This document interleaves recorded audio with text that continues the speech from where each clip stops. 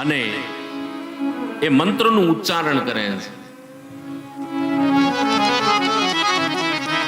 ધ્યેય સદા સવિત્ર મંડલ મધ્યવર્તી નારાયણ સરસિજાસન સન્નિવિષ્ટ કેયુરવાન મકર કુંડલવાન કિરીટી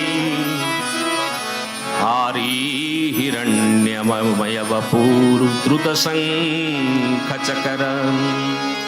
આ મંત્ર ભગવાન ભુવન ભાસ્કરનો છે. આદિત્યનું સ્મરણ કરીને જ્યાં મંત્ર બોલ્યા છે અને એ જ સમયે હે રન્નાદયના ઓરડેથી આ જગત ઉપર પ્રકાશ પાથરનાર ભગવાન સૂર્ય એની સામે પ્રગટ થયા છે. દેવી માગેલો શું વરદાન આપું? સૂર્યનારાયણ પૃથ્વીથી આટલા દૂર છે મારા બાપ, તોય એનો તાપ તમે હું સહન નથી કરી શકતા. એ સૂર્ય નારાયણ ભગવાન જો તમારી મારી સામે પ્રત્યક્ષ આવીને ઉભા રહે તો એનું તેજ સહન થાય ખરું? આંખો બંધ થઈ ગઈ છે.